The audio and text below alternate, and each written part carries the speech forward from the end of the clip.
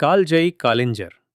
आज हम बात कर रहे हैं एक ऐसे दुर्ग की जिसका वर्णन पुराणों में भी किया गया है और जो अपने स्थापत्य, गौरवशाली इतिहास, शिल्पकला के अद्भुत नमूनों और मूर्तियों के लिए विख्यात है। इस दुर्ग को सतयुग में कीर्तिनगर, त्रेता युग में मध्यगढ़, द्वापर में सिंहलगढ़ और कलयुग में कालिंजर के नाम से जाना गया है। मध्य प्रदेश के सीमा से सटे हुए उत्तर प्रदेश के बांदा जिले में स्थित ये दुर्ग अपनी अद्भुत बनावट के कारण अजेय रहा है। ये किला प्राचीन समय में जेजाक भुक्ती साम्राज्य के अधीन था।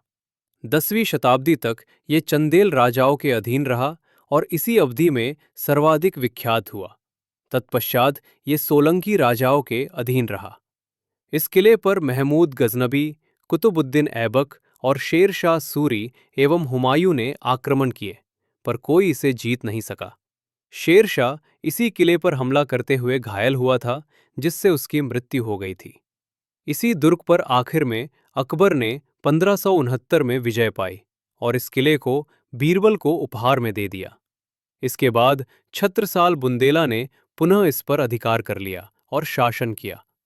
इस किले में 7 द्वार हैं, जिनमें प्रथम सिंह द्वार है, जो किले का मुख्य द्वार है। दूसरा द्वार गणेश द्वार, तीसरे द्वार को चंडी द्वार और चौथे द्वार को बुद्धगढ़ द्वार कहा जाता है। किले का 5वां द्वार हनुमान द्वार है, जो अत्यंत कलात्मक है।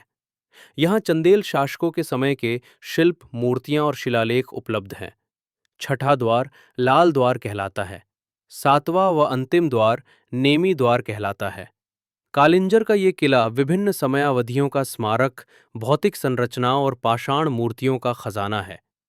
इस किले की सबसे विख्यात संरचना नीलकंठ मंदिर है, जिसके संदर्भ में विख्यात हैं कि समुद्र मंथन उपरांत शिवजी ने विष धारण करके यहाँ पर ही उसके प्रभाव को कम करने समय बिताया था। इस मंदिर में स्थापित शिवलिंग पर लगातार पहाड़ से पानी रिसता रहता है। विकट सूखे की स्थितियों में भी यहाँ पानी का रिसाव कभी बंद नहीं हुआ, जो अपने आप में ही इस स्थान की रहस्यात्मकता को बढ़ा देता है।